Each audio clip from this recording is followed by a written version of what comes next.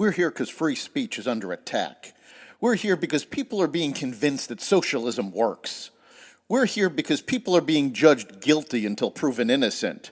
We are fighting back with facts. This is not a safe zone, so buckle up, Buttercup. This is the raw, naked truth.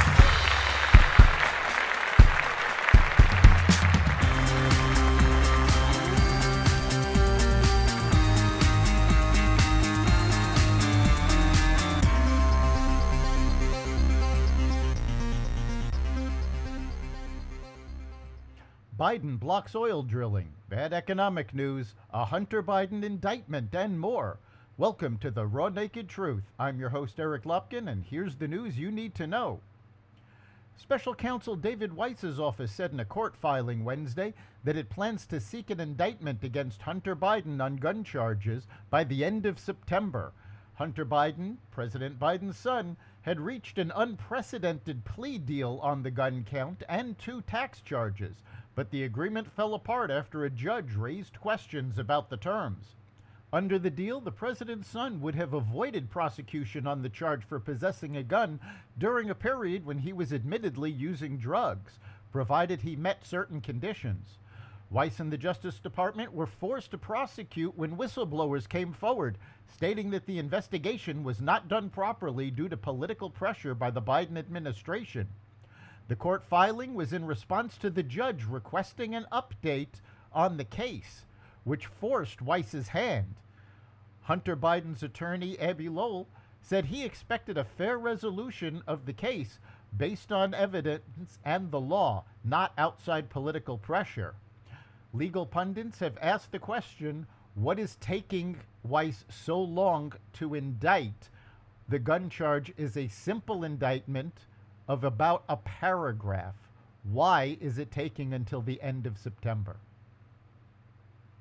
As Saudi Arabia and Russia cut back on oil production, the Biden administration announced it would ban oil and gas drilling in 13 million acres of the National Petroleum Reserve in Alaska and cancel drilling leases in the Arctic National Wildlife Refuge. The move marked the administration's most forceful step yet to block the use of some of the most abundant oil reserves in the country, forcing oil and gas prices even higher. It will not, however, stop the $8 billion Willow oil drilling project that President Biden signed off on in March, which angered climate activists who called it a carbon bomb. Biden said the new protections would help preserve our Arctic lands and wildlife while honoring the culture, history, and enduring wisdom of Alaska. China has barred officials at central government agencies from using iPhones and other foreign-branded devices for work, according to the Wall Street Journal. The ban, which comes as Beijing pushes to increase cybersecurity and reduce reliance on foreign technology, could have a chilling effect for foreign brands in China, including Apple, according to the journal. Apple dominates China's high-end smartphone market and gets 19% of its overall revenue from China. Beijing has previously limited the use of iPhones for work, but the new order broadened the policy. It mirrors U.S. bans on gear made by China's Huawei Technologies, which just released a smartphone with its most advanced homegrown chip yet. President Joe Biden's administration finalized plans for a program it argues will further reduce air pollution from heavy-duty engines and vehicles across the United States. But truckers argue the proposed standards will crush the supply chain and put the American food supply at risk. The new emission standards put forth by the Environmental Protection Agency are significantly more stringent, cover a wider range of heavy-duty engine operating conditions compared to previous standards, and are aimed at reducing emissions of nitrogen oxides and other pollutants. The rule officially went into effect on March 27th of this year, but will be implemented for new trucks sold after 2027. Despite the positive spin by the current administration, truckers say the agency's standards will promote green energy at the expense of the economy and the country's food supply.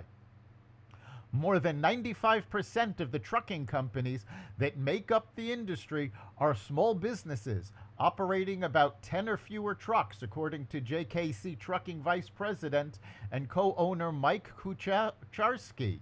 These small businesses could be crippled by the additional costs of this regulation. New York City Mayor Eric Adams gave his most ominous prediction yet for the fate of the Big Apple, which is grappling with the influx of more than 110,000 migrants so far. Let me tell you something, New Yorkers. Never in my life have I had a problem that I did not see an ending to. I don't see an ending to this. I don't see an ending to this at all. This issue will destroy New York City. Destroy New York City, Adams said during a town hall meeting on the Upper West Side on Wednesday. We're getting 10,000 migrants a month. We had a $12 billion deficit that we're going to have to cut. Every service in this city is going to be impacted. All of us, Adams said. It's going to come to your neighborhoods. All of us are going to be impacted by this. I said it last year when we had 15,000. I'm telling you now with 110,000. The city we knew we're about to lose, and we're all in this together. New York City has received more federal funding to deal with the migrant crisis than the entire state of Arizona, despite receiving only a fraction of the migrants that Arizona and Texas have had to deal with. Adams also refused to place the blame with the Biden administration, which has failed to secure the border and has transported migrants to sanctuary cities. The fact of the matter is, these sanctuary cities are dealing with a small percentage of the number of migrants that the border states are, and they're getting more support from the federal government. Time is running short for Ford, General Motors, and Stellantis to reach respective agreements with the United Auto Workers for new contracts. And UAW President Shawn Fain reiterated Wednesday that his union is ready to strike against any of Detroit's big three automakers that have not made a deal before next week's deadline. When asked during an interview with the Associated Press whether the labor union would strike against any of the companies that do not have tentative agreements in place when the current contracts expire at 11:59 p.m. on September 14th, Fain said that's the plan.